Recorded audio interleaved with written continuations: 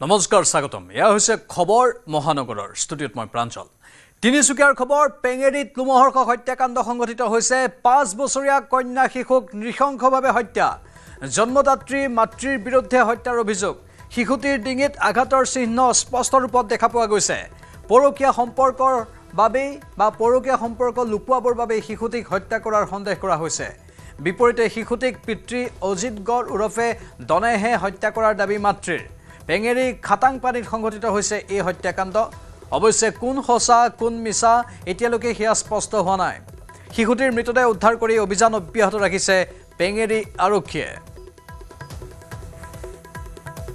এতিয়া ৰহস্য হৈ আছে আমি ক'বলৈ যাওঁ যে দুখী যিয়ে নহওক যোনেও নহওক কিন্তু আৰক্ষী প্ৰশাসনে উচিত তদন্ত কৰি দুখীক শাস্তি বিহিব লাগে কাৰণ 5 বছৰীয়া একমাত্ৰ কন্যা তেওঁক নিখংভাৱে হত্যা কৰা হ'ল গতিকে মই এইটোৱে জনাওঁ গাঁওৰক্ষী বাহিনীৰ সভাপতি হিচাপে মই এইটোৱে জনাওঁ যে দাবী জনাইছোঁ কিয়নো এই হত্যাকাৰী অতি শীঘ্ৰে কৰায়ত্ব কৰি শাস্তি বিহিব লাগে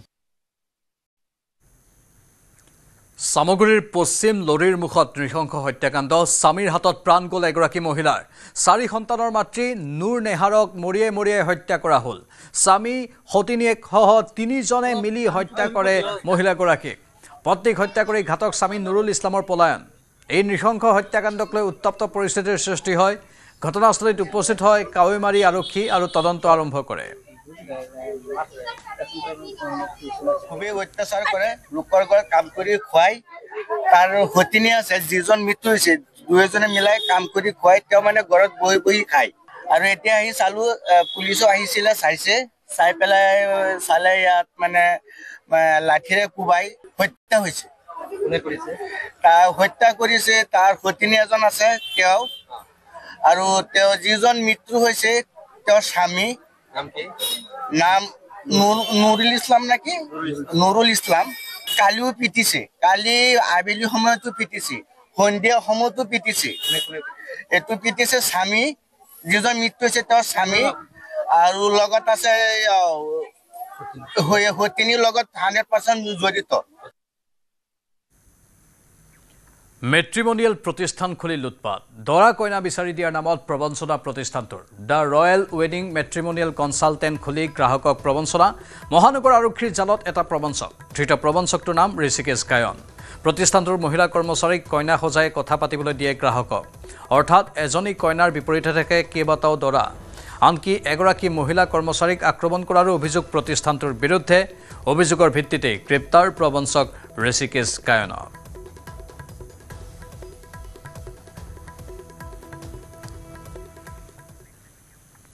কাইলৈ মহানগৰবাসীয়ে লাভ কৰিব আৰু এখন নতুন উৰণ সেতু মুখ্যমন্ত্ৰী হিমন্ত বিশ্ব শৰ্মাই মুকলি কৰিব ৰুক্মিণী গাঁও উৰণ সেতু কৃত্ৰিম বানৰ বাবে কম সময়ৰ ভিতৰতে সম্পূৰ্ণ কৰি উলিয়াইছে উৰণ সেতুখন নিৰ্মাণ কাৰ্য সম্পূৰ্ণ কৰিবলৈ 19 মাহৰ সময় লৈছিল যদিও 9 মাহতে সম্পূৰ্ণ কৰে ৰুক্মিণী গাঁও উৰণ সেতুখন Anil Das construction private limited নামৰ এই প্ৰতিষ্ঠানটোৱে নিৰ্মাণ কৰা 4 লেনযুক্ত উৰণ সেতুখনৰ দৈৰ্ঘ্য 700 মিটাৰ উৰণ সেতুখন নিৰ্মাণৰ বাবে ব্যয় হৈছে 112 কোটি টকা ইপিনে মুকলিৰ পূৰ্বে ভিন্ন ৰং তুলিকাৰে সজাই তোলা হৈছে ৰুক্মিণী গাঁও উৰণ সেতু নৱনিৰ্মিত উৰণ সেতুখনৰ প্ৰতিটো খুঁটাত অংকন কৰা হৈছে অসমীয়া সংস্কৃতিৰ লগত জড়িত ভিন্ন চিত্ৰ ভোৰতাল নৃত্য গায়ন বায়ন পথাৰৰ ছবি বিভিন্ন জনগোষ্ঠীয় নৃত্যৰ প্ৰতিচ্ছবি অংকন কৰা হৈছে উৰণ সেতুখনৰ প্ৰতিটো খুঁটাত 10 গৰাকী চিত্ৰশিল্পীয়ে 3 দিন ধৰি একেৰাহে অংকন কৰিছে চিত্ৰসমূহ আজি নিশাৰ ভিতৰত সম্পূৰ্ণ কৰিব ছবি অংকনৰ কাম আমাৰ সাংবাদিক ভাস্কৰে অধিক জনাব যি ৰুক্মিণী গাঁও উৰণ সেতুখন মুক্তিৰ পথত আৰু কাইলৈ যিহেতু মুকলি কৰা হ'ব ৰুক্মিণী গাঁও উৰণ সেতু তাৰ পূৰ্বে দেখা পোৱা গৈছে ৰুক্মিণী গাঁও উৰণ সেতুখনৰ যি কামসমূহ সেই কামসমূহ অতি সোনকালে তেওঁলোকে সমাপ্ত কৰাৰ বাবে তেওঁলোকে যোজা কৰা দেখিবলৈ পোৱা গৈছে আৰু আমি ওপৰৰ পৰিৱেশ ইতিমধ্যে দেখুৱাইছিলোঁ আমি তলৰ পৰিৱেশ দেখুৱাব বিচাৰিছোঁ প্ৰতিটো খুঁটাতে আচলতে ৰুক্মিণী গাঁও উৰণ সেতুৰ প্ৰতিটো খুঁটাতে তেওঁলোকে অতি সুন্দৰকৈ তেওঁলোকে ছবিসমূহ অংকন কৰিছে এয়া বিভিন্ন খেল ধেমালি অসমীয়া সমাজ জীৱনৰ বা চহা জীৱনৰ বিভিন্ন খেল ধেমালি তেওঁলোকে ছবি অংকন কৰিছে সমান্তৰালকৈ আমি যদি দেখুৱাবলৈ সক্ষম হওঁ ইটো খুঁটাত বিভিন্ন জনগোষ্ঠীয় যিসমূহ ছবি আছে বা নৃত্যসমূহ আছে নৃত্যসমূহৰ ছবিসমূহ তেওঁলোকে দাঙি ধৰিবলৈ যত্ন কৰিছে সমান্তৰালকৈ আমি যদি বাওঁফালে দেখুৱাবলৈ যত্ন কৰোঁ তেতিয়াহ'লে মোৰ সতীৰ্থ ইতিমধ্যে দেখুৱাব এয়া সত্ৰীয়া নৃত্যৰ কিছু দৃশ্য তেওঁলোকে ইয়াতে দেখুৱাবলৈ বিচাৰিছে বা ছবি অংকন কৰিছে আৰু সমান্তৰালকৈ পিছৰ ফালেও তেওঁলোকে অসমীয়া চহা জীৱনৰ যিসমূহ খেতিপথাৰৰ দৃশ্যসমূহ আছে সেই খেতিপথাৰৰ দৃশ্যসমূহ দেখুৱাবলৈ বিচাৰিছে বা চিত্ৰসমূহ অংকন কৰিছে তাৰ পিছতো গায়ন বায়নৰ বিভিন্ন ধৰণৰ অংশসমূহ তেওঁলোকে অংকন কৰিছে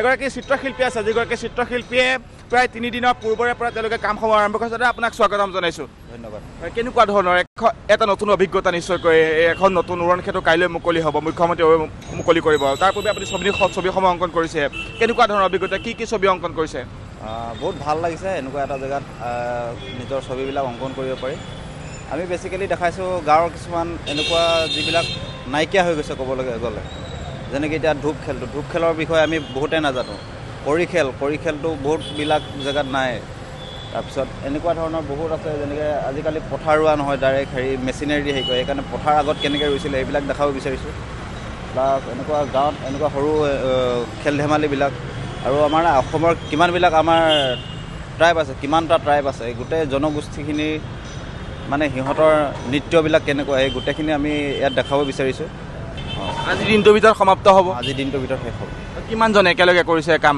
আমাৰ গ্ৰুপত আছে 10-12জনমান আছে ঠিক আছে ধন্যবাদ জনাইছোঁ কেনেকুৱা অনুভৱটো শেষৰ পৰা কওক অনুভৱটো কেনেকুৱা যিহেতু বহুত ভাল লাগিছে এনেকুৱা এটা জেগাত আমাৰ আৰ্টবিলাক দেখাব পাৰিছোঁ আগতেও চাগে এনেকৈ অংকন কৰিছিল বেলেগ যিসমূহ উৰণ ক্ষেত্ৰই হওক বা আন ঠাইত আগত বেলেগ জেগাত কৰা হৈছে উৰণ ক্ষেত্ৰ তেনেকৈ কৰা নাই এইবাৰ প্ৰথম উৰণ ক্ষেত্ৰ ঠিক আছে ধন্যবাদ জনাইছোঁ আমি ইতিমধ্যে দেখুৱাইছোঁ যে এনেদৰেই যি কাইলৈ মুকলি হ'ব এই উৰণ ক্ষেত্ৰখন মুকলি হোৱাৰ পূৰ্বে তেওঁলোকে সকলো কাম সম্পূৰ্ণ কৰাৰ সমান্তৰালকৈ তেওঁলোকে অতি সুন্দৰকৈ তেওঁলোকে ৰং তুলিকাৰে সজাই পৰাই তুলিছে এইখন ৰুক্মিণী গাঁও উৰণ ক্ষেত্ৰ অঞ্চলে ভগদত্ত নামেৰে নামকৰণ কৰা হ'ব গুৱাহাটীৰ উৰণ সেতু ছুপাৰ মাৰ্কেটৰ পুৰণি উৰণ সেতুখন ভগদত্ত উৰণ সেতু প্ৰথম আৰু ডাউনটাউনৰ সন্মুখৰে নিৰ্মাণ কৰাখন ভগদত্ত উৰণ সেতু দ্বিতীয় হিচাপে নামকৰণ কৰা হ'ব মুখ্যমন্ত্ৰীয়ে আজি প্ৰকাশ কৰিলে ভগদত্তৰ নামেৰে উৰণ সেতু নামকৰণৰ কথা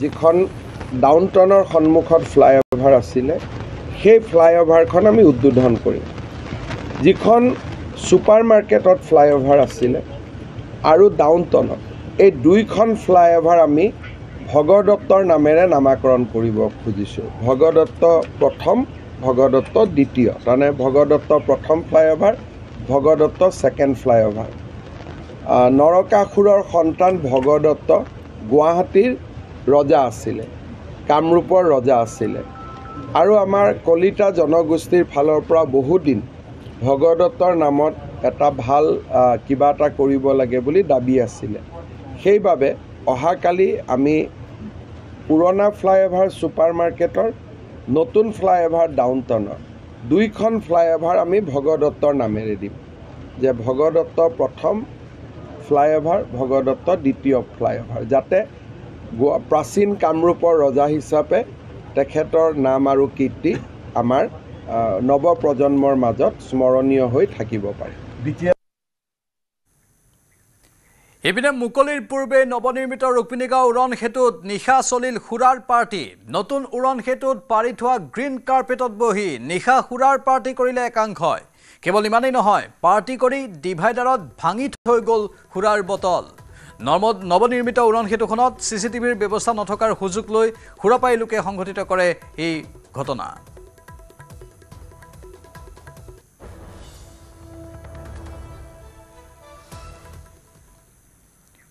ঋণ আদায় নিদিয়াৰ বাবে গ্ৰাহকক হাৰাশাস্তি ফাইনেন্স কোম্পানীৰ নিশা ফোন কৰি গ্ৰাহকক অশ্লীল গালিগালাজ দিয়াৰ অভিযোগ বাজাজ ফিনচাৰ্ভ নামৰ প্ৰতিষ্ঠানটোৰ বিৰুদ্ধে উঠিছে এই অভিযোগ হীৰকজ্যোতি হাজৰিকা নামৰ যুৱকজনক অশ্লীল গালিগালাজ কোম্পানীটোৰ কৰ্মচাৰীৰ হিমাংশু হাজৰিকা নামৰ কৰ্মচাৰীজনে যুৱকজনৰ পিতৃ মাতৃক লৈও অশ্লীল গালিগালাজ পাৰে কোম্পানীটোৰ বিৰুদ্ধে দিছপুৰ থানাত এজাহাৰ দাখিল কৰিছে যুৱকজনে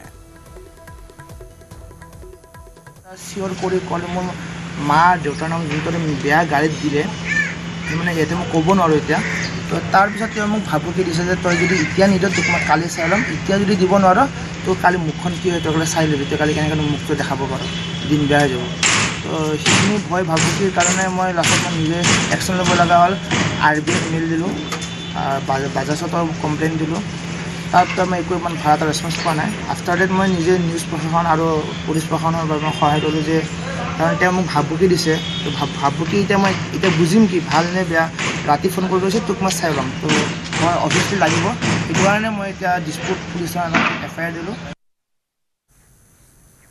গোৱালপাৰাত পংকজ পাঠকৰ অনুষ্ঠানত মাৰপিটৰ ঘটনাৰ নতুন পাক এইবাৰ ভাইৰেল হৈছে মাৰপিটৰ আন এক ভিডিঅ' য'ত দেখা গৈছে টপা মূৰত চুলি গজোৱা কাৰ্যসূচী চলি থকাৰ মাজতে অৱসৰপ্ৰাপ্ত শিক্ষক তপন চক্ৰৱৰ্তীসহ একাংশ লোকে প্ৰথমে গালি গালাজ কৰি মাৰিবলৈ চোচা লৈছিল পংকজ পাঠক আৰু তেওঁৰ সহযোগী দলটোক বাধা দিবলৈ যাওঁতে পংকজ পাঠককো দুৰ্ব্যৱহাৰ কৰিছে প্ৰথম অৱস্থাত পংকজ পাঠকে এগৰাকী মহিলাক দুৰ্ব্যৱহাৰ কৰা বুলি অভিযোগ উত্থাপিত হৈছিল যাৰ বাবে ৰাইজৰ সন্মুখত তপন চক্ৰৱৰ্তীৰ ভৰিত ধৰি ক্ষমা খুজিছিল পংকজ পাঠকে লগতে ৰাজহুৱা স্থানত শ লোকৰ উপস্থিতিত কাণত ধৰি আঁঠু কাঢ়ি ক্ষমাও খুজিছিল পংকজ পাঠকে কাণত ধৰি আঁঠু কাঢ়ি ক্ষমা খোজাৰ ভিডিঅ'ই ৰাজ্যজুৰি সৃষ্টি কৰিছিল তীব্ৰ প্ৰতিক্ৰিয়াৰ আৰু গোৱালপাৰাৰ ঘটনাৰ পাছত পংকজ পাঠকৰ ফেচবুক পোষ্টত লিখিলে তীব্ৰ মানসিক অশান্তিত ভুগিছোঁ ৰাজহুৱা সভা কৰিবলৈ মোৰ শক্তি নোহোৱা হৈ গৈছে সেয়েহে অনাগত সকলো প্ৰকাৰৰ ৰাজহুৱা সভাৰ পৰা কিছুদিন দূৰত থাকি গুৰুৰ ওচৰত আশ্ৰয় ল'ম বুলি ভাবিছোঁ আপোনালোকে হয়তো মোৰ মানসিক অৱস্থাটোৰ কথা বুজি পাব বহুত সোনকালে আপোনালোকৰ মাজলৈ পুনৰ উভতি আহিম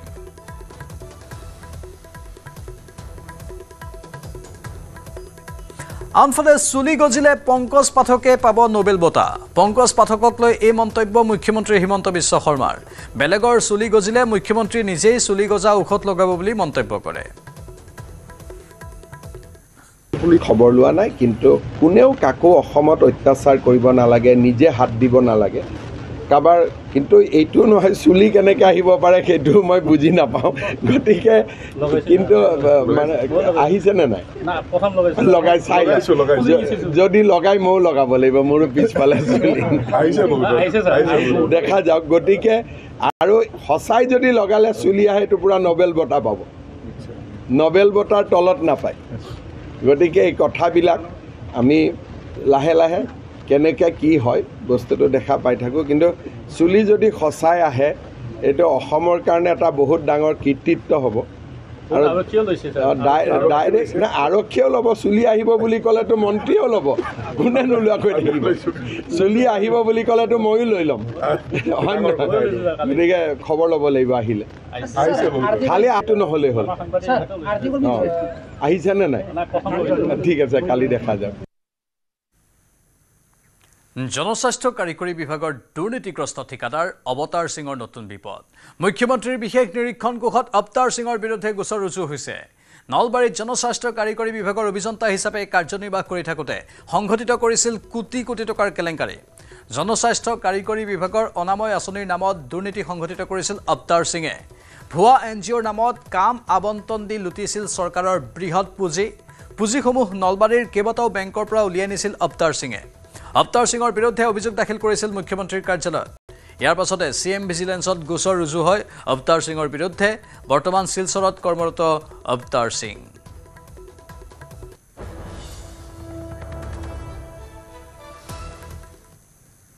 শীঘ্ৰে বিলাসীপাৰাত চলিব অসমৰ ইতিহাসৰ অন্যতম সৰ্ববৃহৎ উচ্ছেদ অভিযান সন্তোষপুৰ চৰুৱাবাখৰা আৰু চিৰাকোটাৰ সহস্ৰাধিক পৰিয়াললৈ জিলা প্ৰশাসনৰ অন্তিম জাননী মাইক যোগে 6 জুলাইলৈ ডেডলাইন বান্ধি দিছে জিলা প্ৰশাসনে উচ্ছেদৰ বাবে ইতিমধ্যে বৃহৎ আৰক্ষী দল মোতায়েন কৰে জিলা প্ৰশাসনে উচ্ছেদৰ জাননী পোৱাৰ লগে লগে হাহাকাৰ পৰিস্থিতিৰ সৃষ্টি হৈছে সন্তোষপুৰ চিৰাকোটা আৰু চৰুৱাবাখৰা গাঁৱৰ শ পৰিয়ালৰ মাজত উল্লেখযোগ্য যে তাপ বিদ্যুৎ প্ৰকল্পৰ বাবে উল্লেখিত অঞ্চলসমূহৰ ৩৫০০ বিঘা ভূমি অধিগ্ৰহণ কৰিছে চৰকাৰে ইতিমধ্যে মুখ্যমন্ত্ৰী হিমন্ত বিশ্ব শৰ্মাই এই অঞ্চলত দুবাৰকৈ ভূমি পৰ্যবেক্ষণ কৰিছে এবাৰ এই ভূমি পৰ্যবেক্ষণ কৰিছে আদানী গ্ৰুপৰ পৰিচালক জিত আদানীয়ে অৱশ্যে ভূমিহীন লোকক ধুবুৰী জিলাৰ বয়জেৰ আলগাত পুনৰ সংস্থাপনৰ ব্যৱস্থা কৰা হ'ব বুলি প্ৰশাসনে জাননীত উল্লেখ কৰিছে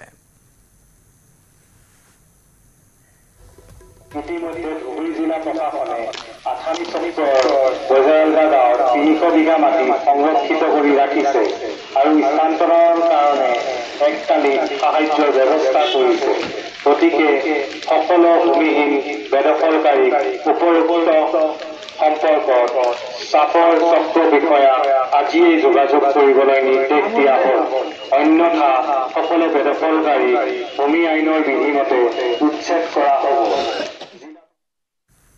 শ্ৰীভূমি চহৰত আজি পুৱাৰে পৰা কৰিমগঞ্জ পৌৰসভাৰ উদ্যোগত উচ্ছেদ অভিযান চলিছে। পথৰ ওপৰত অবৈধভাৱে পতা দোকান পোহাৰ উচ্ছেদ কৰিবলৈ পৌৰসভাই এই উচ্ছেদ অভিযান চলায়। উচ্ছেদস্থলীত যিকোনো অপ্ৰীতিকৰ পৰিস্থিতি নিয়ন্ত্ৰণ কৰিবলৈ উচ্ছেদ চলা স্থানত আৰক্ষী আৰু CRPF বাহিনী উপস্থিত আছে। দণ্ডাধীশৰ তত্বাৱধানত চলিছে শ্ৰীভূমিৰ চন্তৰ বজাৰ আৰু ব্ৰিজ ৰোড অঞ্চলত এই উচ্ছেদ অভিযান।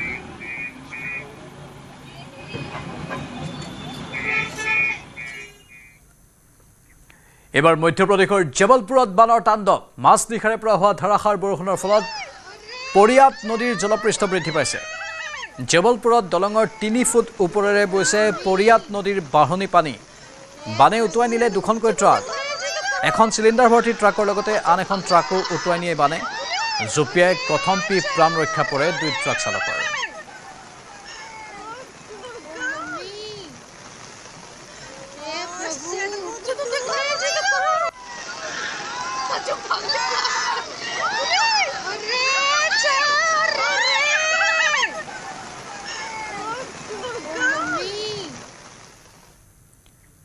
তিনিচুকীয়াৰ বিতৰ্কিত মোবাইল ব্যৱসায়ী মজিদ আখতাৰ ওৰফে মিকিৰক আটক। ঘৰত অভিযান চলাই 2টা পিষ্টলসহ আটক কৰে বিতৰ্কিত ব্যৱসায়ীজনক। অভিযানকাৰী আৰক্ষীয়ে জব্দ কৰিছে মিকিৰৰ AS23AH8744 নম্বৰৰ এখন BMW বাহন। সমান্তৰালভাৱে সোধপোছৰ পাছত আটক কৰিছে মেগা ট্ৰেণ্ডৰ স্বত্বাধিকাৰী আবুল বছৰ আৰু পিংকু বছৰক। বিগত এটা সপ্তাহ তিনিচুকীয়াৰ TDA চেণ্ট্ৰেল প্লাজা মাৰ্কেটত মজিদ আখতাৰ ওৰফে মিকিৰৰ বিৰুদ্ধে সাব্যস্ত কৰিছিল উত্তাল প্ৰতিবাদ। কৰ ফাঁকিৰে ব্যৱসায় চলোৱাৰ লগত TDA চেণ্ট্ৰেল প্লাজাৰ দোকান দখল কৰাৰ বিৰুদ্ধে অভিযোগ উত্থাপন কৰিছিল আৰু তাৰ বাবেই বিভিন্ন দল সংগঠনে সাব্যস্ত কৰিছিল প্ৰতিবাদ।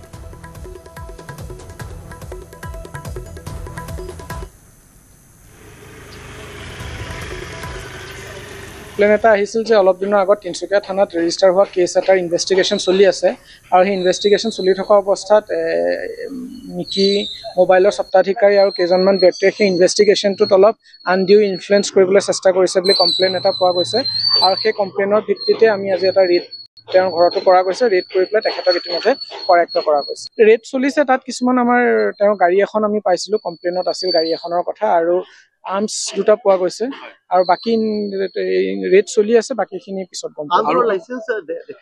সেইখিনি এতিয়ালৈকে আমি পৰ্যায়ত আছে, একদম ইনিচিয়েল ষ্টেজত আছে। পিছত কিন্তু এতিয়া আমি আৰ্মছ 2টা পাইছোঁ। কমপ্লেইনটোত দিছে যে কেইবাজনো ব্যক্তি আছে যোনে ইনফ্লুৱেঞ্চ কৰিব ট্ৰাই কৰি আছে ইনভেষ্টিগেশ্যনটোত। চ' সেইখিনিৰ ওপৰত আমি তদন্ত চলাই আছোঁ। এতিয়া বৰ্তমান পুলিচৰে আছে, বাকী পৰ্যায়ক্ৰমে যদি আৰু কিবা আমাৰ বেলেগ ডিপাৰ্টমেণ্টৰ লাগিম তেওঁলোককো ইনভলভ কৰিম আৰু। TDA মাৰ্কেট কমপ্লেক্সৰ যিখিনি দোকান আছে 184 ইয়াতে দোকান আছে। এই দোকানখিনিৰ যিটো এলটমেণ্ট প্ৰচেছ আছিলে সেই এলটমেণ্ট প্ৰচেছটো কেনেকুৱা আছিলে তাৰ ওপৰত এটা তদন্ত এটা চলি আছে। কাৰণ অভিযোগ এটা উঠিছিলে যে 2-এজন লোকে 10খন 12খন 13খন দোকান কি আছে চলাই আছে, অথচ তেওঁলোকৰ নামত এলটমেণ্ট নাছিল, তেনেকুৱা ধৰণৰ অভিযোগ আছিলে। সেইকাৰণে আমাৰ দণ্ডাধীশ পৰ্যায়ত এটা তদন্ত এটা চলি আছে। আমি আজি আহিলোঁ, আহি কেইখনমান দোকান চালোঁ। আমি চাম, যিমানখিনি পাৰোঁ ইমান দোকানখিনি চাম। গতিকে এতিয়া আমি ক'ব পৰা অৱস্থাত নাই। যিখিনি চব হোল্ডাৰ আছে ইয়াতে তেওঁলোকক আমি ডকুমেণ্ট প্ৰডিউচ কৰিব দিছোঁ।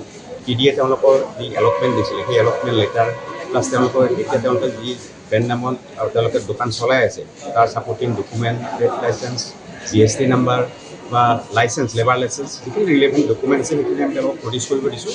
কেইখনমান দোকানীয়ে প্ৰডিউচ কৰিব পাৰিছে, কিছুমানে প্ৰডিউচ কৰিব পৰা নাই। তেওঁলোকে অকণমান সময় লৈছে, আধা ঘণ্টাৰ ভিতৰত দিম বুলি কৈছে। গতিকে গোটেইখিনি দোকান আমি চাম, চোৱাৰ পাছতহে আমি আহিব পাৰিম। আৰু এইটো অকণ সময় লাগিব, কাৰণ কিয় এলটমেণ্ট প্ৰচেছটো কেনেকুৱা আছিলে। সেই 2002 চনৰ পৰা এই TDA মাৰ্কেট আৰম্ভ হৈছিল, আপোনালোকে জানে 2002 চনত এলটমেণ্ট আৰম্ভ হৈছিল 2002 চনত। সেইকাৰণে আমি এলটমেণ্ট প্ৰচেছটো কি আছিল সেই বিষয়টো আমি চাই আছোঁ, সেই বিষয়টো আমি তদন্ত কৰি আছোঁ। পুৰণি ফাইল আমি বিচাৰিছোঁ। গতিকে তদন্তৰ অকণমান সময় লাগিব। তদন্তৰ শেষত আমি যেতিয়া তদন্ত প্ৰতিবেদন দিম আপোনালোকে আটাইখিনি কথা জানিব পাৰিম। ৰাজ্যত আৰক্ষীয়ে অব্যাহত ৰাখিছে নিষিদ্ধ মাংসৰ বিৰুদ্ধে ধাৰাবাহিক অভিযান। আৰক্ষীৰ অভিযানৰ সময়তে ৰাজ্যত গোপনে চলিছে নিষিদ্ধ মাংসৰ গোপন সৰবৰাহ। পশ্চিমবংগৰ পৰা ৰাজ্যিক সীমান্তৰে অসমলৈ সৰবৰাহ কৰিছে নিষিদ্ধ মাংস। ৰাজ্যৰ ৰাজহুৱা স্থানত গো মাংস নিষিদ্ধ হৈ থকাৰ সময়তে বহিৰাজ্যৰ পৰা নিষিদ্ধ মাংস সৰবৰাহৰ আঁৰত জড়িত হৈ আছে এটা চক্ৰ। অসম-বংগ সীমান্তত আৰক্ষী তথা পৰিবহণ বিভাগৰ চকুত ধুলি দি গোপনে সৰবৰাহ কৰিছে নিষিদ্ধ মাংস। ইপিনে অসমত গোপনে নিষিদ্ধ মাংস সৰবৰাহক লৈ এতিয়া সৰব হৈ পৰিছে বিভিন্ন ধৰ্মীয় সংগঠন।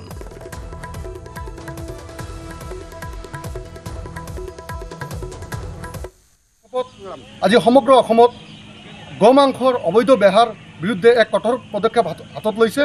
তাৰ কাৰণে আমি আন্তঃৰাষ্ট্ৰীয় হিন্দু পৰিষদ আৰু ৰাষ্ট্ৰীয় বজৰং দলে মাননীয় মুখ্যমন্ত্ৰীক আন্তৰিক ধন্যবাদ আৰু কৃতজ্ঞতা জ্ঞাপন কৰিছোঁ।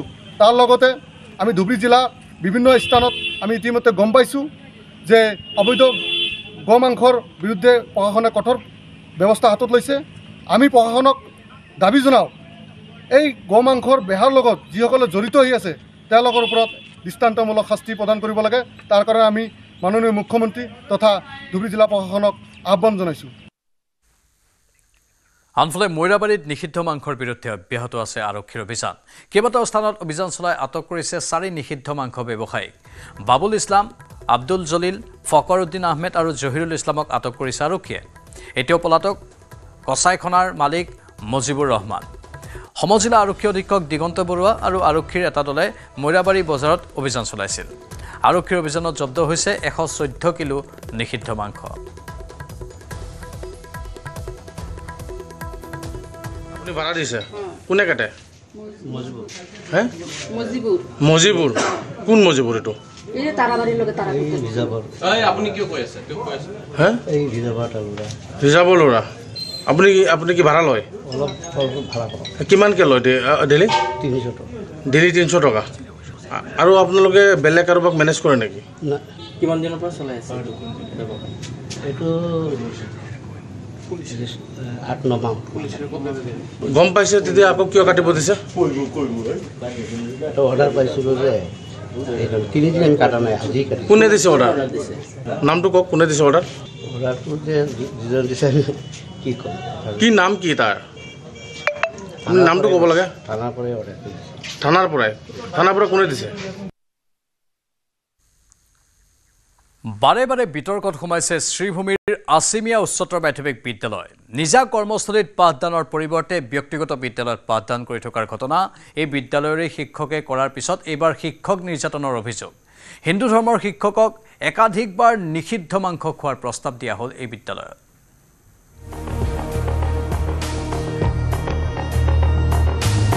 নিষিদ্ধ মাংস নোখোৱাৰ বাবে নিৰ্যাতন। জিলা প্ৰশাসনৰ দ্বাৰস্থ ভুক্তভোগী।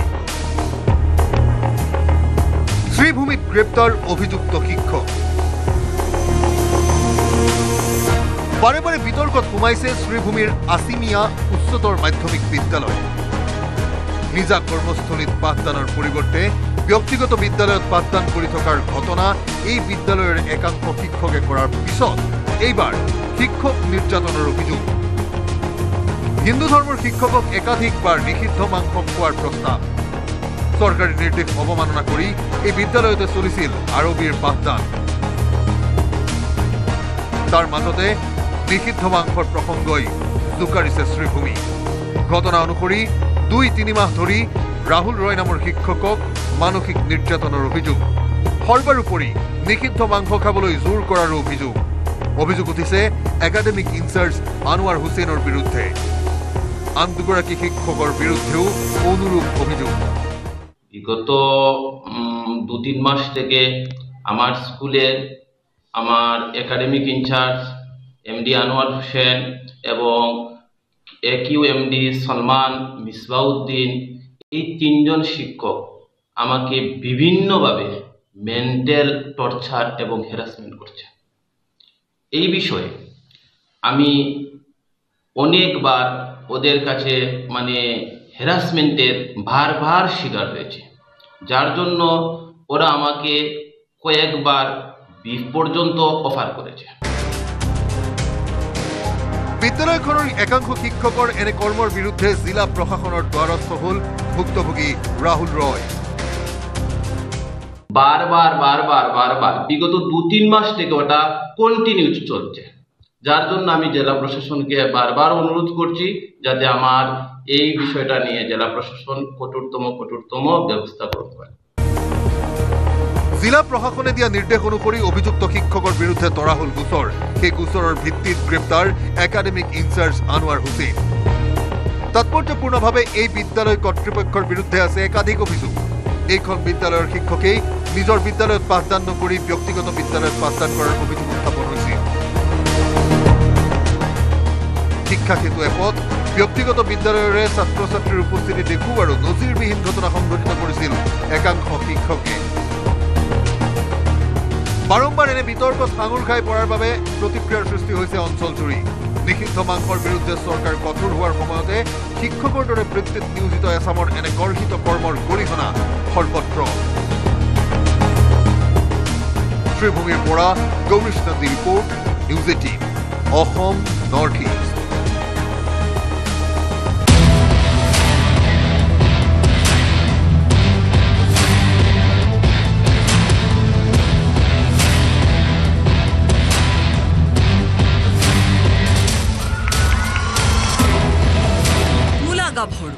আজি সন্ধিয়া 7:50 ডিফুত অসম সাহিত্য সভাৰ প্ৰাক্তন সভাপতি পদ্মশ্ৰী বঁটা প্ৰাপক ৰংবং তেৰাঙক নিজ বাসভৱনত সাক্ষাৎ কৰে গৌৰৱ গগৈয়ে। গগৈয়ে এখনেই ফুলাম গামোচা পিন্ধাই বিশিষ্ট সাহিত্যিকগৰাকীৰ পৰা আশীষ লয়। প্ৰয়াত তৰুণ গগৈৰ স্মৃতি সোঁৱৰণ কৰি ৰংবং তেৰাঙে অসম সাহিত্য সভা, কাৰ্বি সাহিত্য সভাৰ প্ৰতি থকা মৰমৰ কথা উল্লেখ কৰে। নতুন সভাপতিগৰাকীক আগন্তুক দিনবোৰত বাধা নেওচি আগবাঢ়ি যাবলৈ পৰামৰ্শ দিয়ে। গগৈয়ে ডিফুত কেইবাটাও ধৰ্মীয় অনুষ্ঠানতো উপস্থিত হৈ আশীৰ্বাদ লয়।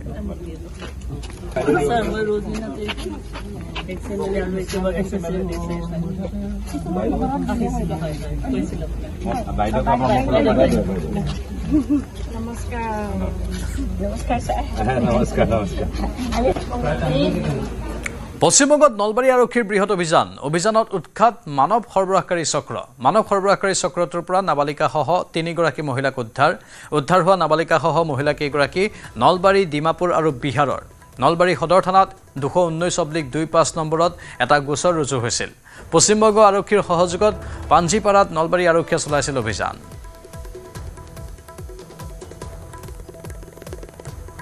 বহুত মানুহ আছে, অসমৰ বহুত ছোৱালী লৈ পেলাই তাতে মানে বন্ধ কৰি থৈ দিছে। মানে বিল্ডিং ঘৰ পিছত যাই তলত বহাই দিয়ে, দুদিনৰ পিছত তেন্তে তলত বহাই মানুহ আহে, মানুহৰ তেন্তে পইচা দি পেলাই মানুহক পঠাই দিয়ে ভিতৰত। মানে যেনেকুৱা কি এতিয়া মানে ছোৱালী এটাক পাইছে নহয়, এতিয়া ফুচলাই পেলাই আনিব, ঘৰত ৰাখিব, দুদিনৰ পিছত তাৰপিছত আৰু এটা সেইফালৰ পৰা মানুহ মাতিব, মাতাৰ পিছত তাক পইচা দি পেলাই বেছি দিব। মানে মানে পানী মোক কৈছিলে পানী কোম্পানীত কাম কৰিব, কোৱাৰ পিছত লৈ গৈছে। তাৰপিছত চাইছোঁ যে তাত লৈ গৈছে, তাৰপিছত পলাব চেষ্টা কৰিলে পলাব নিদিয়ে একেবাৰে। ধেমাজিত সাংবাদিক নিগ্ৰহৰ ঘটনাত TMPKৰ কেন্দ্ৰীয় সভাপতি জড়িতৰ অভিযোগ। TMPKৰ কেন্দ্ৰীয় সভাপতিৰ নিৰ্দেশতে চিলাপথাৰৰ ডিমৌত সাংবাদিক মাধুৰ্য শইকীয়াক আক্ৰমণ কৰাৰ অভিযোগ। ডিমৌ পঞ্চায়তৰ বাতৰি সংগ্ৰহ কৰিবলৈ যোৱাৰ সময়তে 30-35 জনীয়া এটা দলে আক্ৰমণ কৰিছিল সাংবাদিকগৰাকীক। বৰ্তমান ডিব্ৰুগড়ৰ এখন ব্যক্তিগত চিকিৎসালয়ত চিকিৎসাধীন হৈ আছে সাংবাদিক মাধুৰ্য শইকীয়া। সাংবাদিকগৰাকীক আক্ৰমণ কৰাৰ লগতে আইফোনো কাঢ়ি নিয়াৰ অভিযোগ উঠিছে। ইপিনে চিকিৎসাধীন সাংবাদিক মাধুৰ্যৰ স্বাস্থ্যৰ বুজ লয় ডিব্ৰুগড় প্ৰেছ ক্লাবৰ প্ৰতিনিধিয়ে।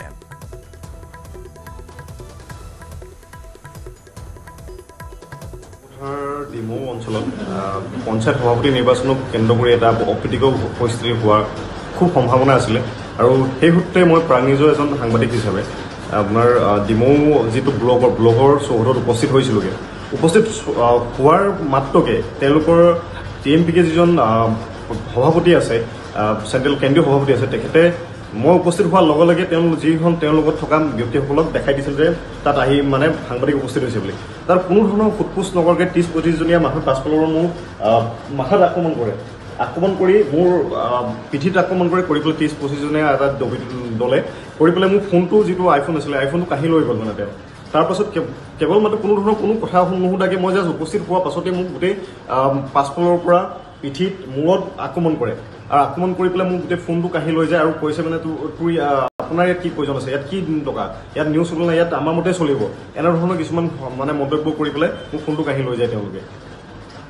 এতিয়া মোৰ মাথাত হেৰি হৈছে আৰু CT স্কেন কৰিছে আৰু ইয়াত হৈছে, ইয়াত আঁচুৰিছে তেওঁলোকে, ইয়াত আঁচুৰিছে, তাৰ পিঠিত গোটেই আপোনাৰ দেখা গোটেই আপোনাৰ ফাটি গৈছে পিঠিৰ এনেকুৱা।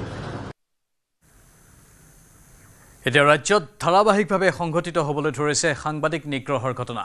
ঢেকিয়াজুলি, শিৱসাগৰ, চিলাপথাৰকে ধৰি ভিন্ন প্ৰান্তত সাংবাদিক নিৰ্যাতনৰ ঘটনা বৃদ্ধি হোৱাত শিৱসাগৰত তীব্ৰ ক্ষোভ প্ৰকাশ কৰিছে সাংবাদিকসকলে। বিভিন্ন জাতীয় দল সংগঠনেও এই ক্ষোভৰ বহিঃপ্ৰকাশ কাৰ্যসূচীত অংশগ্ৰহণ কৰে। সাংবাদিক নিগ্ৰহৰ বিৰুদ্ধে শিৱসাগৰত এনেধৰণে বিভিন্ন দল সংগঠনৰ প্ৰতিবাদী কাৰ্যসূচী দেখিবলৈ পোৱা গ'ল। একাংশ মন্ত্ৰীয়ে সাংবাদিকৰ বিৰুদ্ধে উচতনি দিয়াৰ অভিযোগ তুলি ক্ষোভ প্ৰকাশ কৰে প্ৰতিবাদী সংগঠনসমূহে। শিৱসাগৰৰ পৰা আমাৰ সংবাদদাতা প্ৰতিবে অধিক জনাব। অসমত শেহতীয়াকৈ দেখা গৈছে যে ইটোৰ পিছত সিটো সাংবাদিকক আক্ৰমণৰ ঘটনা সংঘটিত হৈছে। সৌহিদিনা ঢেকিয়াজুলিত সংঘটিত হ'ল। তাৰ পিছতে এগৰাকী অসম চৰকাৰৰ কেবিনেট মন্ত্ৰীয়ে সাংবাদিকক অপদস্থ কৰিলে। তাৰ পিছত কালি চিলাপথাৰত সাংবাদিকক আক্ৰমণ কৰা হ'ল। এনেধৰণে শেহতীয়াকৈ ইটোৰ পিছত সিটো সাংবাদিকক আক্ৰমণৰ ঘটনা সংঘটিত হৈ আছে, যাক লৈ বৰ্তমান বিভিন্ন মহলত প্ৰতিক্ৰিয়াৰ সৃষ্টি হৈছে। আচলতে অসম আৰক্ষীয়ে যি ধৰণে পদক্ষেপ ল'ব লাগিছিলে সাংবাদিকক আক্ৰমণ কৰা সকলৰ বিৰুদ্ধে, তেনেধৰণৰ কোনো পদক্ষেপ লোৱা নাই।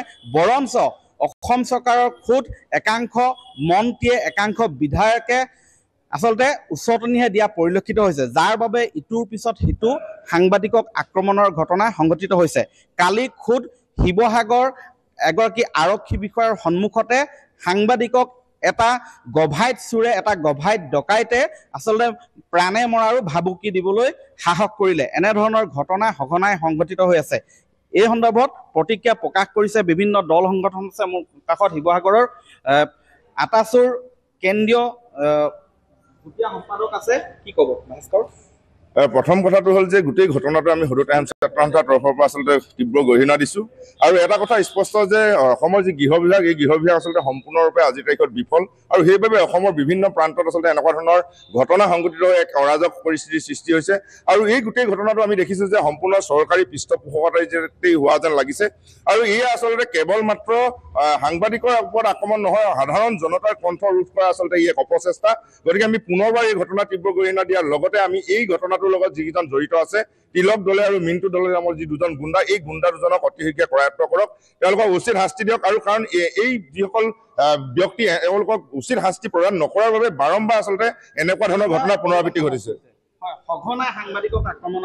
নাই চাওক, গণতান্ত্ৰিক শাসন ব্যৱস্থাত গণতন্ত্ৰৰ চতুৰ্থ স্তম্ভৰ ওপৰত যি ধৰণৰ বাৰম্বাৰ অত্যাচাৰ হৈ থাকে, এয়া আচলতে গণতন্ত্ৰৰ কাৰণে কেতিয়াও শুভ লক্ষণ নহয়। আমি ভাবিবলৈ বাধ্য হৈছোঁ, কিয়নো বাৰম্বাৰ আমি দাবী উত্থাপন কৰি আহিছোঁ যে গণতান্ত্ৰিক শাসন ব্যৱস্থাৰ যিসকলৰ ওপৰত আচলতে অত্যাচাৰ কৰে, চৰকাৰে এওঁলোকৰ ওপৰত বিহিত ব্যৱস্থা গ্ৰহণ কৰে। কিন্তু তাৰ পাছতো আচলতে চৰকাৰখনে আচলতে প্ৰত্যক্ষ বা পৰোক্ষভাৱে এনেকুৱা কাম কাজত জড়িত হৈ থকা বুলি আমাৰ সন্দেহ হৈছে। গতিকে আমি মাননীয় মুখ্যমন্ত্ৰী মহোদয়লৈ পুনৰবাৰ আহ্বান জনাইছোঁ যে এওঁসকলৰ ওপৰত আচলতে যি ধৰণৰ শাস্তিৰ ব্যৱস্থা কৰিব লাগে, এক নজিৰ সৃষ্টি কৰক, যাতে অনাগত দিনত এনেকুৱা কাম কাজ কৰিবলৈ কোনেও সুবিধা নাপায়।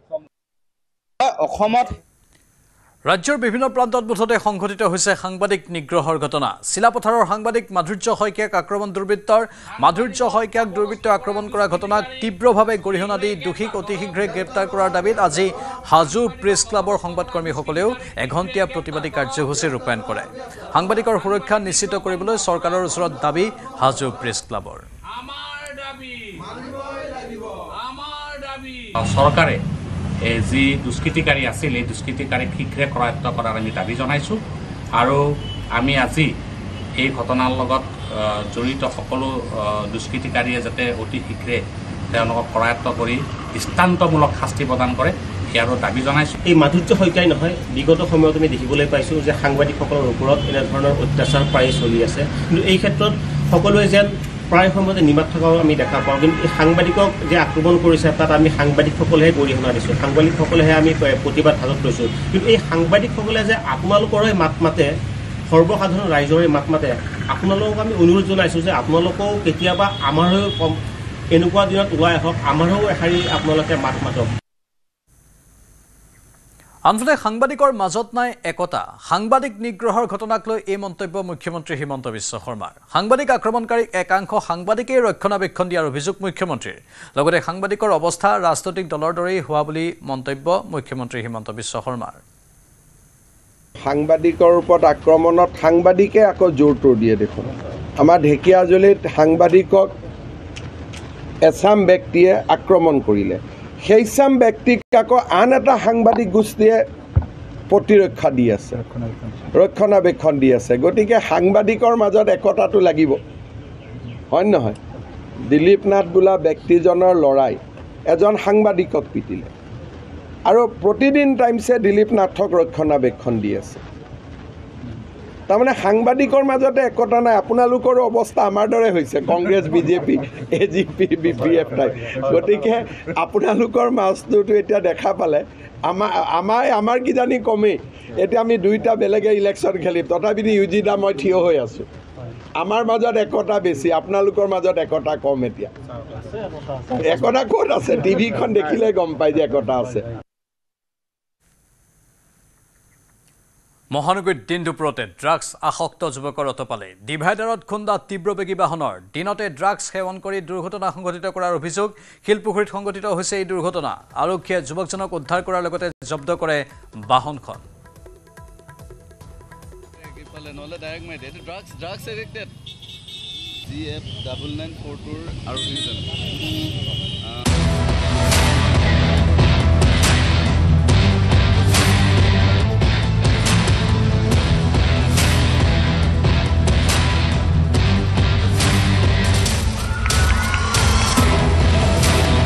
গাভৰু আজি সন্ধিয়া 7:50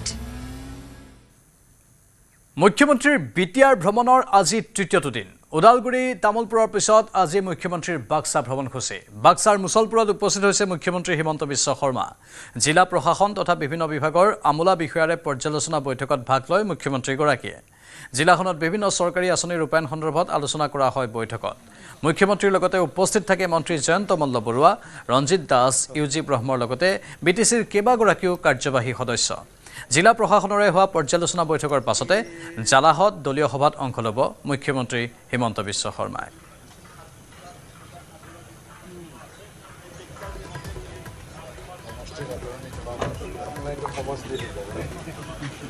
হেল্ল' ছাৰ।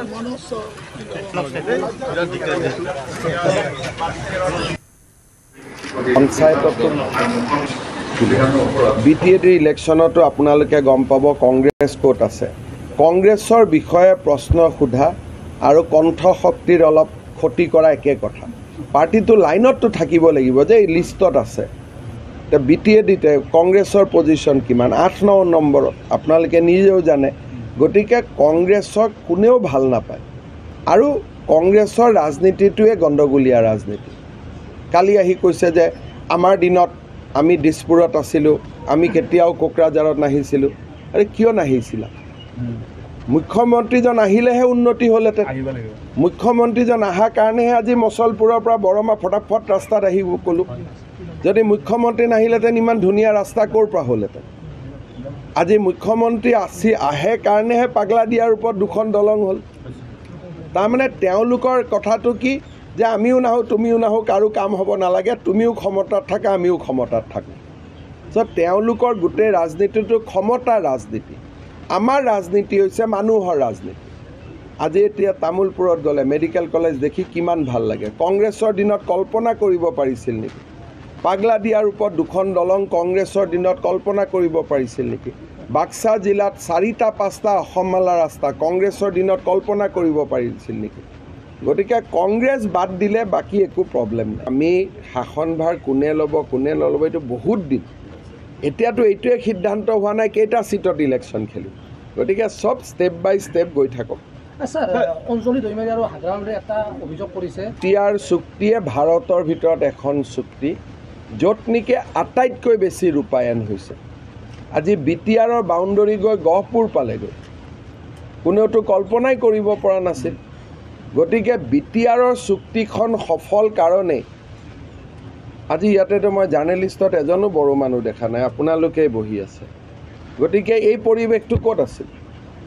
আপোনালোকে ইমান যদি ধৰি লয় যে আপোনালোকে সকলো জাতি জনজাতি ইমান ডাইৰেক্ট প্ৰশ্ন সুধি আছে, আজিৰ পৰা 10 বছৰ আগত পাৰিলেহেঁতেন নেকি? গতিকে সেইটোৱে ডাঙৰ সফলতা হয়নে নহয়? মেৰাপানীত বৃহৎ সংখ্যক বাৰ্মিজ চিগাৰেট জব্দ হৈছে। নাগালেণ্ডৰ পৰা গোলাঘাট অভিমুখে গৈ থকা অৱস্থাত CRPFে জব্দ কৰে চিগাৰেট ভৰ্তি ট্ৰাকখন। গোপন খবৰৰ ভিত্তিত মেৰাপানীৰ পুলিবাগানত CRPFে খেদি চিগাৰেট ভৰ্তি ট্ৰাকখন জব্দ কৰে। উল্লেখযোগ্য যে ইণ্ডোনেছিয়াত নিৰ্মিত চিগাৰেটখিনি নাগালেণ্ডৰ পৰা মেৰাপানী হৈ গোলাঘাটৰ খুমটাইলৈ নি আছিল বুলি জানিব পৰা হৈছে। ট্ৰাকখনত প্ৰায় 160 বস্তা চিগাৰেট আছিল। চিগাৰেটখিনিৰ আনুমানিক মূল্য প্ৰায় 20 লাখ টকা। ঘটনা সন্দৰ্ভত CRPFে ট্ৰাকখনৰ চালক আৰু হেণ্ডিমেনক আটক কৰিছে। চিগাৰেট ভৰ্তি ট্ৰাকখন মেৰাপানী আৰক্ষীক সমজাই দিছে CRPFে। सूचना मिली थी नागालैंड से असम की तरफ एक ट्रक जा रहा है जिसमें काफ़ी मात्रा में सिगरेट है। उसी हिसाब से हमारे इन्फॉर्मर और हमारे जवान लगे हुए थे। रात भर उसने काफ़ी परिश्रम किया और सुबह में मीरापानी के ट्राई जंक्शन के पास इस ट्रक को ट्रैक किया और पकड़े। उसमें काफ़ी मात्रा में अभी हमने काउंट किया था 160 कार्टून, जिसमें चाइना, इंडोनेशिया और कोरिया के अपना सिगरेट मिले हैं। सर, इसका माने बाजार का मूल्य कितना होगा अनुमानित? अनुमानित तो अभी बोल नहीं पाएंगे क्योंकि ये फॉरेन का है, तो काफ़ी ज़्यादा इसका कॉस्ट बता रहे हैं। तो अभी एग्जैक्ट हम फिगर नहीं बता पाएंगे कि इसका रेट क्या है। कितने लोगों को गिरफ्तार कराएंगे? अभी इसमें एक ड्राइवर था और उसके साथ एक और कोई नहीं था, उसमें जा रहा था शायद, उसके साथ वही ड्राइवर ही था। গোলাঘাট এৰাৰ পৰা খালী হ'ম বুলি কৈছিলে। নগা মানুহ আবেম মালিকটো ইয়াত নাই, আহিম বুলি কৈছিলে। গাড়ী উল্টা উল্টি হ'ব বুলি কৈছিলে। কিমান টকা ভাড়া আছিল? ভাড়াটো নাজানো, সেইটোৱে কথা পাতিছে। ৰঙাজান এৰাৰ পৰা তাত খালী হ'ম বুলি কৈছিলে বিৰচি। আপুনি আজি ৰাতি সোমাইছিলে নে দিনত সোমাইছিলে গাড়ীখন? ৰাতি সোমাইছিলোঁ। ৰাতি সোমাইছিলে। ট্ৰেক্টৰত আনিছিলে নেকি মালটো মিলালৈকে? নাই, কিহত আনিছিলে? এইটো ইয়াতে আছিলে। আপুনি এইটো ৰাস্তাত দুখাই যাব নোৱাৰিব। কোনটো ৰাস্তা? DCB লৈ গৈছিলে। DCBত পঢ়াইছিলে। DCBত নদী JCB টানি আপোনাক কেনেকৈ লুট কৰিলে? নহয়, DCBত টানি লৈ গৈছিলে। নেৰানেপেৰা বৰষুণৰ বাবে ব্যাপক হাৰত বৃদ্ধি পাইছে নুমলীগড়ৰ ধনশিৰি নৈৰ জলপৃষ্ঠ। পানীৰ তলত মৰঙী ৰাজচক্ৰৰ কেইবাখনো গাঁৱৰ শ বিঘা খেতিপথাৰ। কেইবাটাও পথৰ ওপৰেৰে বাগৰিছে পানী। শ বিঘা শালি ধানৰ খেতিপথাৰৰ লগতে আন শস্যও বুৰ গৈছে পানী। বৰ্তমানেও ধনশিৰিৰ পানী বৃদ্ধি হৈ থকাত আতংকিত হৈ পৰিছে নৈপৰীয়া লোকসকল। আমাৰ সংবাদদাতা প্ৰণৱৰ এক প্ৰতিবেদন আগবঢ়াইছোঁ।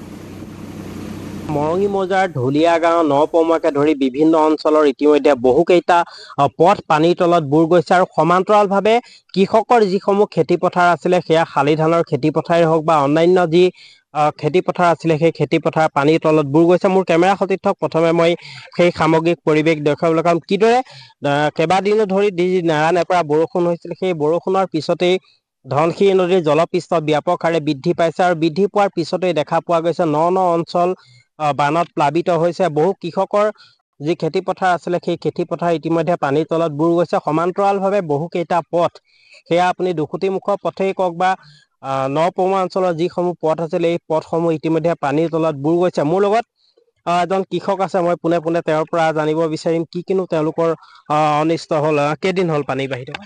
পানী বাঢ়ি থকা আজি আপোনাৰ এই 3 নম্বৰ দিন পৰিছে।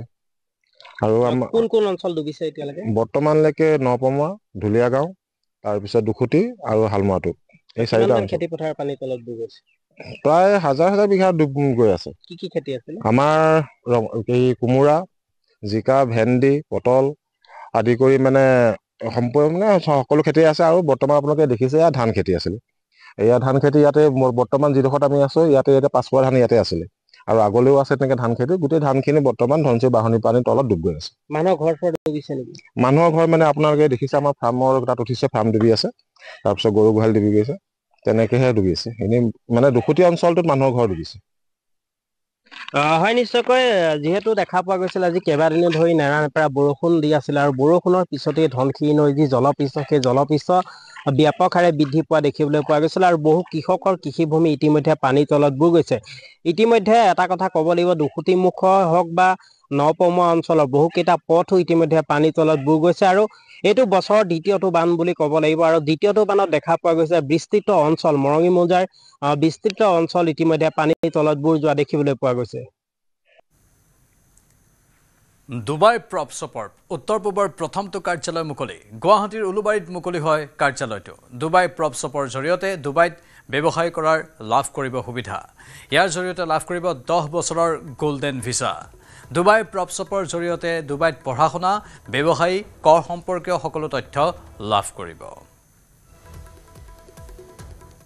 और दुबई जाने से हमें फायदा क्या है हमारी फैमिलीज को क्या फायदा है हमारे बच्चों को क्या फायदा है Guwahati to Delhi and Delhi to Dubai या गुवाहाटी टू मुंबई मतलब it is international travel so connectivity is easy investment starts from 1.5 CR 1.5 crore रुपए से इन्वेस्टमेंट स्टार्ट्स है जो कि हम INR में मैं बात कर रही हूँ और लोग इसीलिए जा रहे हैं क्योंकि इंडिया में जैसे कि सर ने बताया 2 से 4% रिटर्न है आपने 1 या 2% है ना रिटर्न है वहां पे 8 से 12% रिटर्न है अगर आप 1.5 करोड़ रुपया लगाते हैं वहां पे तो आपको 8 से 12% सालाना पर annum you will get return so this is why people are investing in Dubai 1.5-2 lakh रुपये जो है पर मंथली आपका रेंटल आता है और यो कि यहाँ पर आपका 1% भी है 10-12 हज़ार से ऊपर नहीं आता तो यही रीजन है वहाँ पर दुबई में जाने का और जो हम जिसकी हम लॉन्च पे आए हैं जो प्रोजेक्ट लॉन्च कर रहे हैं वो सबसे जो हम लोग एक देखते हैं कि एड्रेस के ही पैसे होते हैं জম্মু কাশ্মীৰৰ ৰামবনত অমৰনাথ তীৰ্থযাত্ৰীৰ বাছ দুৰ্ঘটনাগ্ৰস্ত 5খন বাছৰ সংঘৰ্ষত আহত হৈছে 36 গৰাকী ভক্ত পেহেলগাম বেছ কেম্পলৈ ৰাওনা হৈছিল 5খন তীৰ্থযাত্ৰীৰ বাছ জম্মু শ্ৰীনগৰ ৰাষ্ট্ৰীয় ঘাইপথেৰে যাত্ৰা কৰাৰ সময়তে চান্দৰকোটৰ সমীপত দুৰ্ঘটনাত পতিত হয় বাছকেইখন তীৰ্থযাত্ৰীৰ বাছৰ কনভয়ৰ মাজৰ এখনৰ ব্ৰেক ফেইল হোৱাৰ বাবে সংঘৰ্ষ লাগে বাছকেইখনৰ মাজত ঘটনাস্থলীত ততাতৈয়াকৈ আৰক্ষী প্ৰশাসনৰ লোক উপস্থিত হৈ আহতসকলক উদ্ধাৰ কৰি ভৰ্তি কৰায় ৰামবন জিলা হস্পিটেলত ইপিনে দুৰ্ঘটনাগ্ৰস্ত বাছৰ যাত্ৰীসকলক আন বাহনেৰে পুনৰ পেহেলগাম বেছ কেম্পলৈ পঠিয়াই দিয়ে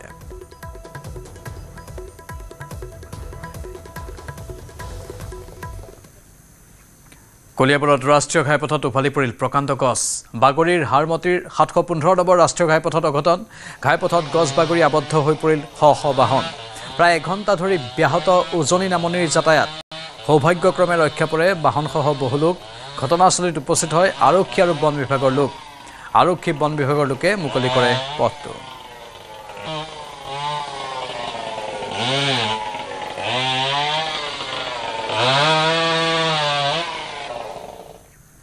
হুজাই লামডিং সংযোগী পথত ভূমিস্খলন লামডিং 27 নম্বৰ ৰাষ্ট্ৰীয় ঘাইপথৰ এছ টাৰ্ণিঙত সংঘটিত হৈছে ভূমিস্খলন পাহাৰৰ ৰঙামাটি শিল আদি খহি পৰাত যিকোনো মুহূৰ্তত পথছোৱাৰে যাতায়াত ব্যাহত হোৱাৰ উপক্ৰম হৈছে নেৰানেপেৰাকৈ হৈ থকা বৰষুণৰ ফলত খহি পৰিছে পাহাৰৰ মাটি বিপদসংকুল অৱস্থাত ৰাইজে অব্যাহত ৰাখিছে যাতায়াত মাটিগুলো একদম এৰকম হয়েছে যে উপৰ থেকে কলিয়াবৰৰ বাঘৰচুক গাঁৱৰ মিণ্টু বৰাৰ মৃত্যুৰ ঘটনাক লৈ অব্যাহত আছে উত্তেজনা শুকুৰবাৰে নিশা দীপালী বৰা নামৰ মহিলাগৰাকীৰ ঘৰ ঘেৰাও কৰে স্থানীয় ৰাইজে বৃহস্পতিবাৰে ৰহস্যজনকভাৱে বালিটিকা গাঁৱৰ মিণ্টু বৰাৰ মৃতদেহ উদ্ধাৰ হৈছিল দীপালী বৰাৰ চৌহদত মহিলাগৰাকীৰ ঘৰৰ পদুলিৰ এটি খাৱৈত বাইকে হেঁচা মাৰি ৰখা অৱস্থাত উদ্ধাৰ হৈছিল যুৱকজনৰ মৃতদেহ মিণ্টু বৰাক পৰিকল্পিতভাৱে হত্যা কৰাৰ অভিযোগ উত্থাপন কৰিছিল পৰিয়াল তথা স্থানীয় ৰাইজে অভিযোগ অনুসৰি দীপালী বৰাৰ বাসগৃহত দীৰ্ঘদিন ধৰি চলি আহিছিল অসামাজিক অনৈতিক কাৰ্যকলাপ নিশা হ'লেই অচিনাকি লোকৰ দুচকীয়া চাৰিচকীয়া বাহনৰ সমাগম হয় দীপালী বৰাৰ বাসগৃহত অসামাজিক কাৰ্যকলাপে বাঘৰচুক গাঁৱৰ সামাজিক পৰিৱেশ বিনষ্ট কৰাৰ অভিযোগ ৰাইজৰ শীঘ্ৰে মিণ্টু বৰাৰ ৰহস্যজনক মৃত্যুৰ তদন্ত কৰাৰ লগতে অসামাজিক কাৰ্যকলাপৰে পৰিৱেশ বিনষ্ট কৰা দীপালী বৰাৰ বিৰুদ্ধে আৰক্ষী প্ৰশাসনৰ ব্যৱস্থা গ্ৰহণ কৰিবলৈ দাবী জনাইছে স্থানীয় ৰাইজে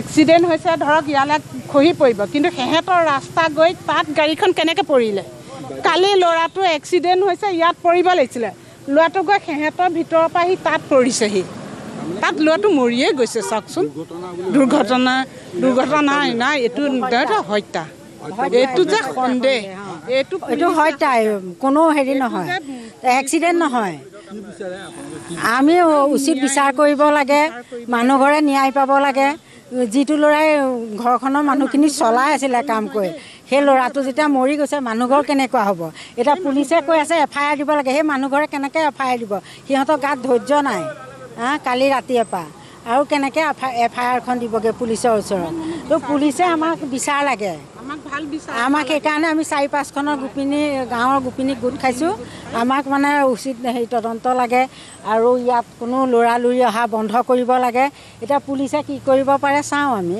গাড়ীখনেই প্ৰমাণ কৰি দিছে গাড়ীখন সিহঁতৰ তাৰপা ওলাই আহি সিহঁতৰ তাত পৰি গৈছে প্ৰমাণ সেইটোৱেই পুলিচ যে জড়িত আছে গম পাইছেনে পুলিচ যে জড়িত আছে গাড়ীখনৰ সত্য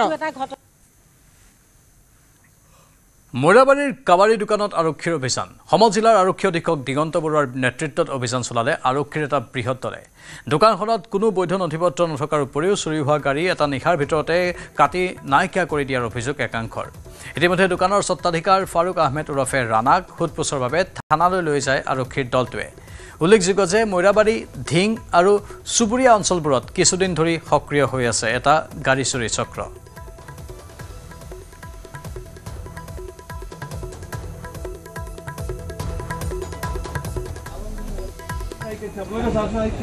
JCB কাটি আছে বলেৰো কাটি আছে ডাঙৰ ডাঙৰ ট্ৰেক্টৰ কাটিছে ভিতৰত যিমান বাইকৰ পাৰ্টছ পৰি আছে আপোনালোকে এই জেগাটো গোটেইটো বিচাৰকচোন কিমান গাড়ী পৰি আছে পাৰ্টছ কিমান ইঞ্জিন পৰি আছে কিমান টায়াৰ পৰি আছে সেইটো এখন দুখন নহয় লাষ্ট আপুনি 3 বছৰত বা 2 বছৰত মই লাষ্ট এবছৰতে ধৰিছোঁ ডেইলি যদি দুখনকৈ এখনকৈও গাড়ী কাটে 365খন গাড়ী হয় এক বছৰত 300খন গাড়ী হয় 100খন গাড়ী হয় বুলি মই মানি ল'লোঁ 100খন গাড়ী কাগজ ক'ত আছে তেওঁ 5খন গাড়ী কাগজ দিব পৰা নাই কিন্তু পাৰ্টছ যদি ইমান পৰি আছে কিমান পাৰ্টছ পৰি আছে তাত আপোনালোকে নিজে চকুৰে চালে গম পাব ইয়াতে কমেও মানে 200খনমান গাড়ী পাৰ্টছ পৰি আছে নহয় জানো মানে গাড়ী এটা কিনি পেলাই মিনিমাম আপোনাৰ 3-4 দিন এক সপ্তাহ পৰি থাকে তাৰপিছতহে কাটে লগে লগে গাড়ী কেতিয়া কাটা আমি দেখা নাই এনে কি গাড়ী কাটে ধৰক বহুত গাড়ী হোল্ডিঙৰ কাৰণে আনে সব গাড়ী কাটে নাই নাকাটে ট্ৰেক্টৰ এইটো তাৰ নিজৰে ট্ৰেক্টৰ তোমাৰ বন্ধ কৰা তোমাৰ গম পাইছো এনেকুৱা ধৰণৰ কি গাড়ী কাটে JCB কাটে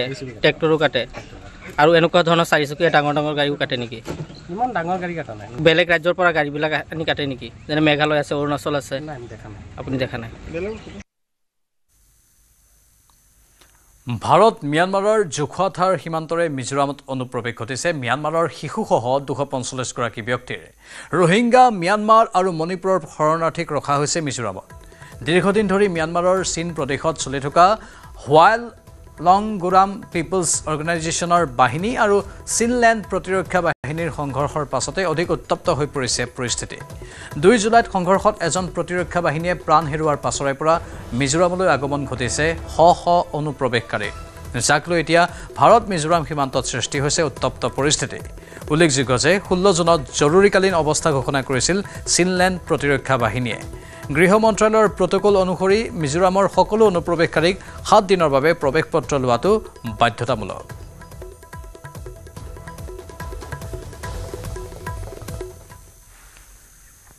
ধুবুৰীত একেদিনাই 39 গৰাকী আৰক্ষী বিষয়াক বদলি 39 গৰাকী SI আৰু ASI আৰক্ষী বিষয়াক বদলিৰ নিৰ্দেশ দিয়া হৈছে ধুবুৰী জিলাৰ জ্যেষ্ঠ আৰক্ষী অধীক্ষক লীনা দলেৰ এই নিৰ্দেশনা দুগৰাকী বিষয়াক ৰিজাৰ্ভ ক্লোজৰ নিৰ্দেশ আৰক্ষী অধীক্ষকগৰাকীৰ উপপৰিদৰ্শক তপন ডেকা আৰু সঞ্জীৱ মজুমদাৰক ৰিজাৰ্ভ ক্লোজ বিলাসীপাৰা আৰু চাপতগ্ৰাম আৰক্ষী থানাত কৰ্মৰত আছিল আৰক্ষী বিষয়া দুগৰাকী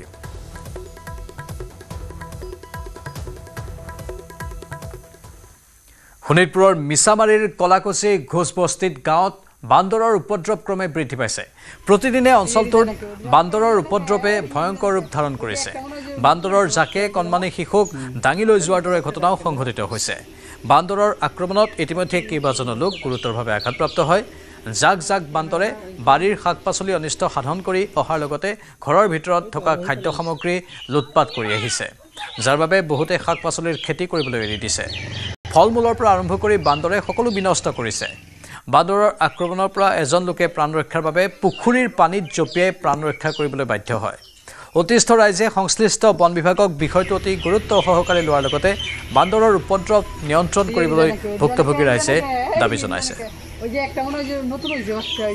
আনফালে গোৱালপাৰাতো বান্দৰৰ উপদ্ৰৱত এতিয়া আতংকিত জনতা দিনে নিশাই বান্দৰৰ সন্ত্ৰাসে নিদ্ৰা হৰণ কৰিছে গোৱালপাৰা চহৰবাসীৰ একমাত্ৰ খাদ্যৰ সন্ধানত চহৰত সন্ত্ৰাসৰ সৃষ্টি কৰি আহিছে এই বান্দৰসমূহে ব্যস্ত ৰাজপথৰ মাজেৰে খোজকাঢ়ি ঘূৰি ফুৰিছে বান্দৰৰ এটা বৃহৎ জাকে খন্তে সময়ৰ বাবেও খুলি ৰাখিব নোৱাৰে ঘৰৰ দুৱাৰ খিৰিকী কিয়নো দুৱাৰ খিৰিকী খোলা থাকিলেই ঘৰত প্ৰৱেশ কৰি খাই তহিলং কৰে সকলো খাদ্য সামগ্ৰী এই বান্দৰবোৰে আনকি পাচলি খেতিও অনিষ্ট কৰিছে উপদ্ৰৱ চলাই শিশু মহিলাক দেখিলেই কামুৰিবলৈ খেদি আহে এই বান্দৰসমূহে বান্দৰৰ উপদ্ৰৱত অতিষ্ঠ তথা আতংকিত হৈ পৰিছে স্থানীয় ৰাইজ কিন্তু এই ক্ষেত্ৰত বন বিভাগে লোৱা নাই কোনো ব্যৱস্থা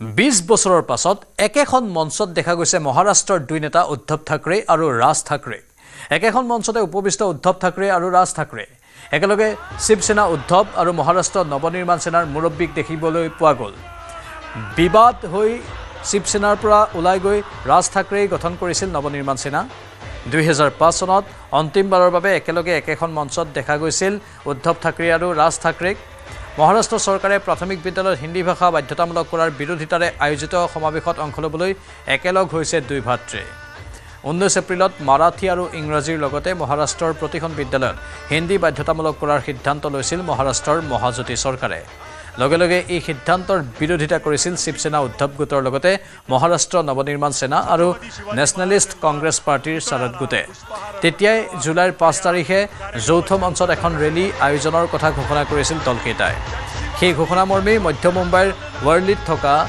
NSCI ডোমত আয়োজিত হৈছে বৃহৎ সমাৱেশ